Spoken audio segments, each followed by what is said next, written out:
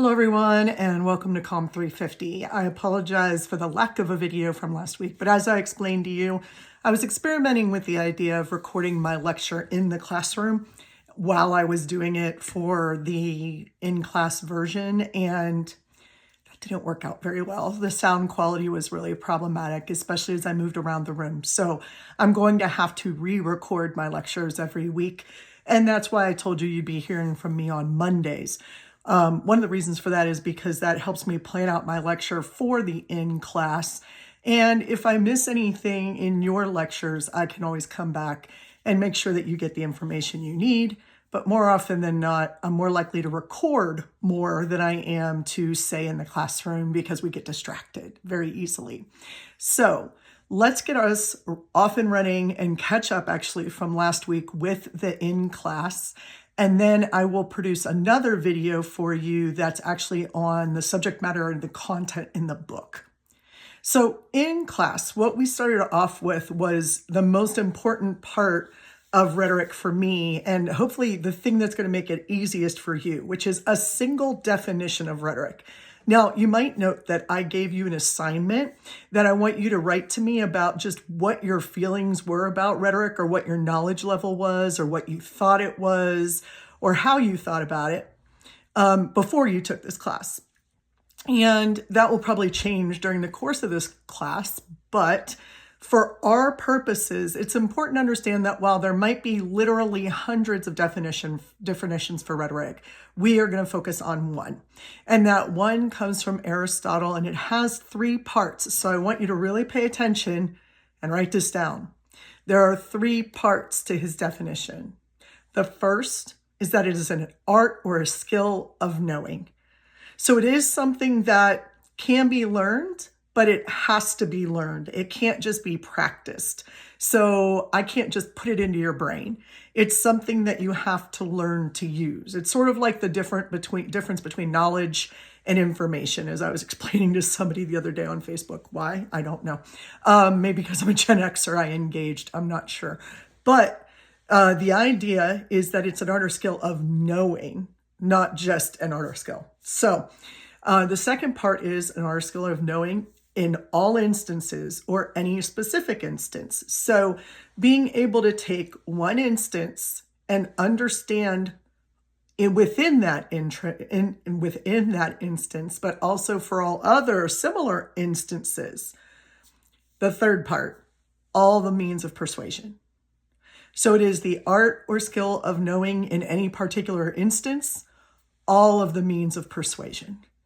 And we talked about that because I want you all to start somewhere with a piece of knowledge that you can refer back to. Now, are we going to read theorists prior to Aristotle? Yes, we are. But it is important to keep that definition in mind because it helps guide us a little bit in understanding what we mean by the word rhetoric. That we don't just mean empty, flowery language, because a lot of people think that's what it is. Oh, that's just rhetoric. But in its tradition, rhetoric is not just rhetoric. It's an entire philosophy, and in some ways, it's a way of knowing, it's a way of being, it's a way of understanding the world.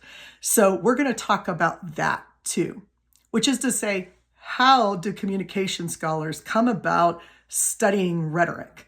Well, the first thing that we need to start off with is a timeline. And this is a timeline I've been trying to put onto paper, so to speak. And so I'm still trying to do that. And hopefully I'll have that done this week for not just you, for the other class too.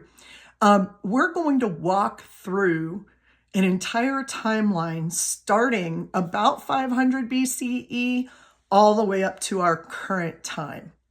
We're going to look at how rhetoric changed.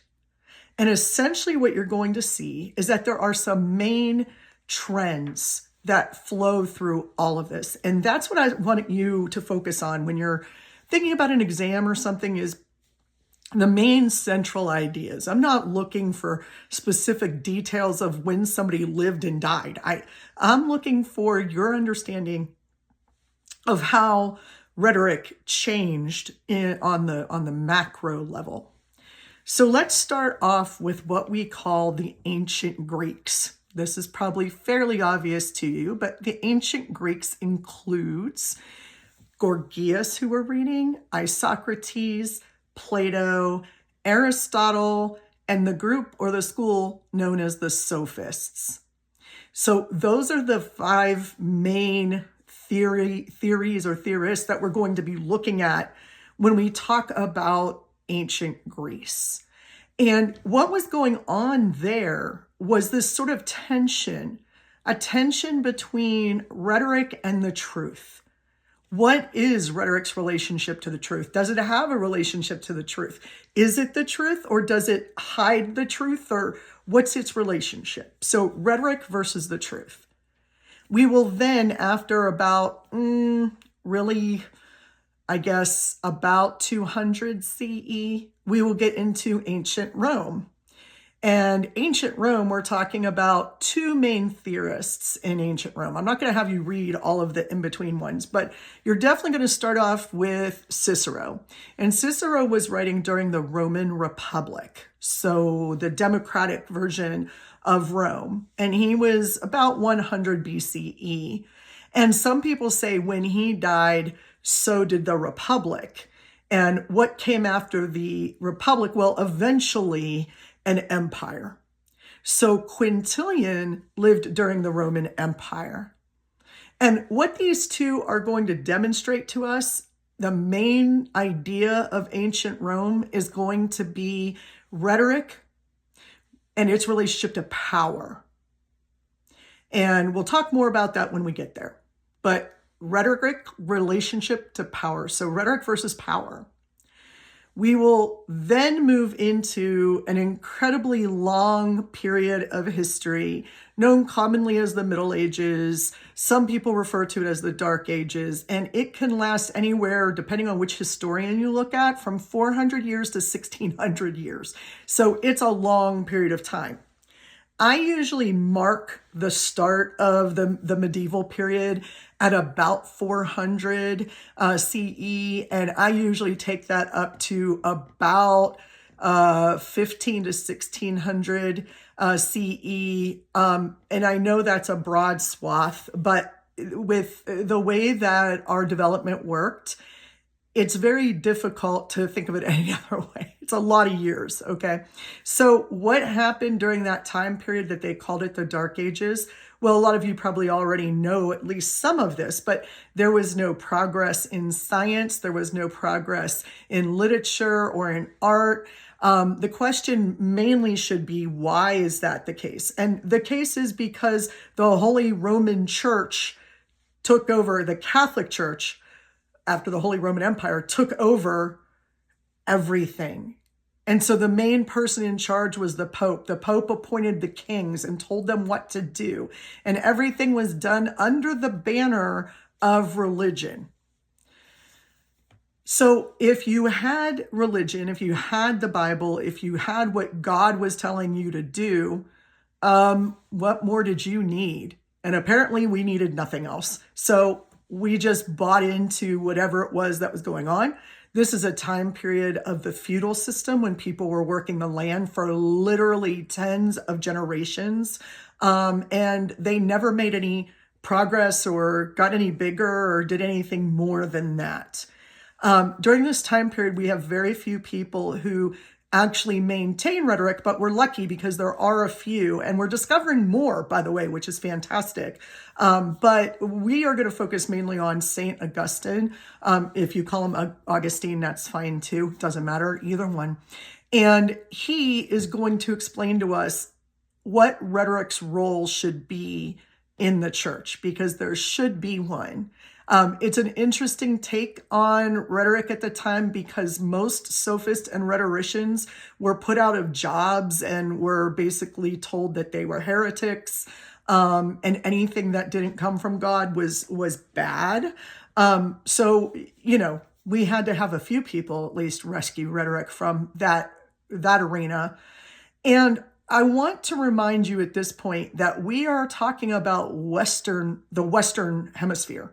At no point do we dive into the Eastern Hemisphere until much, much later, because the idea of rhetoric was a Western European idea, not an Eastern one. And that has a lot to do with power dynamics and views of reality that we could get into later. But for right now, during this time period, there was no progress made because rhetoric was in sort of I don't want to say a dialectic position, but really a very much an adversarial position with religion or with the church.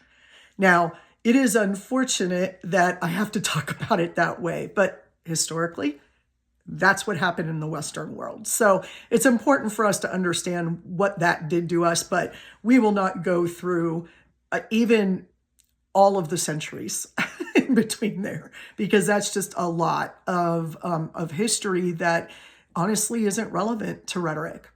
So that brings us into the next phase or period, which is the Renaissances. And yes, I pluralize that. There's more than just the European continental Renaissances, but within the European continental Renaissances, there is the French Revolution, French Renaissance. I'm blowing it today with revolution on my mind for some reason. I think maybe I was watching the inaugural today and all of the pictures from the American Revolution and the signing of the Declaration and the signing of the Constitution were all over, and I just kept seeing it. During, the French Renaissance, there was a British Renaissance, there was a Russian Renaissance, there were all of these Renaissances that were going on, and within those, Renaissance, of course, means rebirth. And so a lot of people see us coming through the Renaissance period in any place in the Western world with new ideas of where power comes from, of where knowledge comes from, where our ability to progress in science comes from. And so those Renaissances lead us into a period that we often refer to as the Enlightenment. And so really we're talking here about 15 to 1600 until about the late 1700s. Okay, so the late 18th century. So it's important for you to know that because the Renaissances and the Enlightenment kind of blend together. But the Enlightenment was born out of these Renaissance periods where we started to learn that there was more to know outside the realm of the church and what we had decided we were going to know for a certain period of time, a very long period of time. So we get out of that, we get into the Enlightenment, we see two new sort of movements start. One of them is going to be the humanists. Now, a lot of people believe that the humanists say, well, humans are above everything. There is nothing that comes after humans. But that's not really what the humanists thought.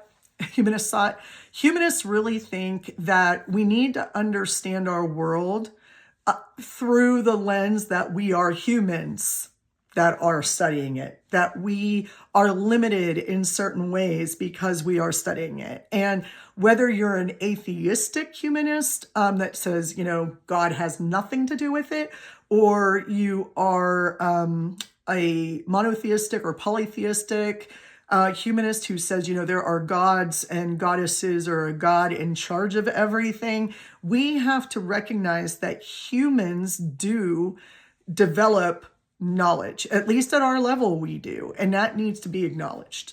So that meant the development of science. So along come the scientists.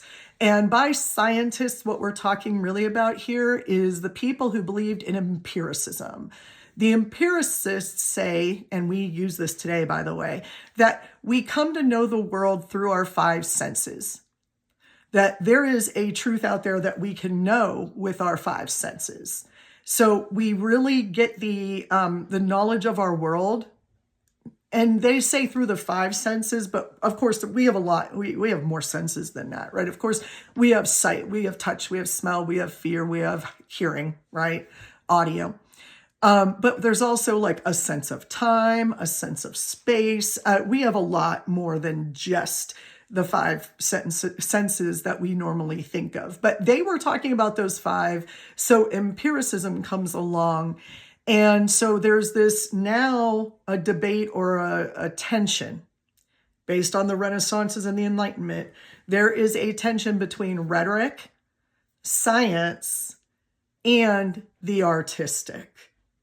So in ancient times, they would have called that, rhetoric, reason, and the aesthetic, or poetic. And ancient philosophers wrote about those things, but never in relationship to each other. So we start to see this battle there. And that's where we also see a split. We see a split between written communication and oral communication. And people start to struggle with, how do we work with that? And we'll talk about some of those ways when we get there. But for now, it's probably just important to know that around 1963, so in the mid 20th century, people started to divide, academically speaking, speech from written communication. So speech moved out of English departments and started forming its own departments of study, its own field, if you will, of study. And that will lead us into the modern era. We really get into the modern era, I actually argue, in the late 1800s. But, it depends on what historian you talk to. Again, I'm not looking for dates here. I'm looking for trends. So when we get into the modern period and we end up with this division between communication, oral versus written, a couple of things become incredibly important. First of all, in the modern age, we really start to say, hey, there has to be a way that we can study communication, language, all of it. And that's the first thing. There has to be a way to study it. The second thing is that we start to say to ourselves, there are different purposes for communication, be it oral or written. That you can't just divide it along that line, but that there are other divisions to be made.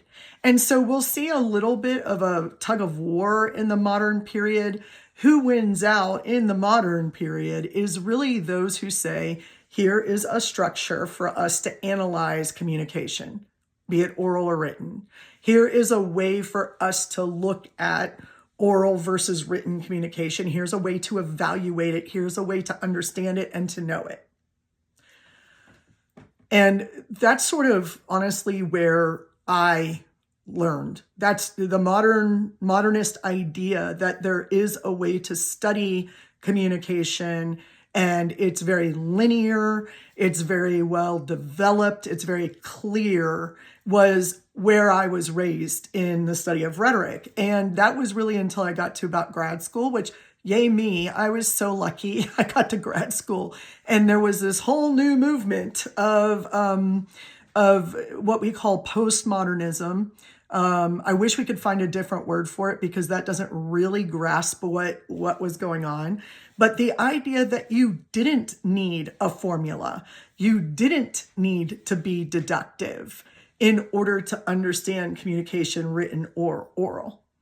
And that is sort of where we're at right now. And people explore in all different ways how to look at communication. And by the way, this includes the sort of introduction of Eastern philosophies into the study of rhetoric. And that is where I'm going to leave us today, is with that timeline. So rhetoric versus the truth, rhetoric versus power, rhetoric versus the church, rhetoric, science, and art, rhetoric as a formula or as a way of knowing, and then rhetoric as a way of looking at the whole of the world from different perspectives. Okay, so that's what we're going to be doing for this entire semester. Congratulations, we're done, right? I wish it was that easy. So here's what to do. Make sure that you get onto Brightspace sometime this week. I think I made the written assignment due like January 31st. It's only like 2 or 3 paragraphs. You don't have to go crazy, but it is worth 100 points. So write a little bit more than I never heard of rhetoric before. or whatever. So explore that a little bit with yourself. Put that up there on the assignment under Brightspace. And if you can't find it, please let me know as soon as possible so I can fix it. But I think it's there. I think everybody could see it. And that will be your first assignment. Now, hopefully you're keeping up with the reading. And the next time that you get a recording from me, the next time you get a video from me, it's going to be talking specifically about the readings that we did last week. Okay, everybody, I will talk to you very soon. Happy reading.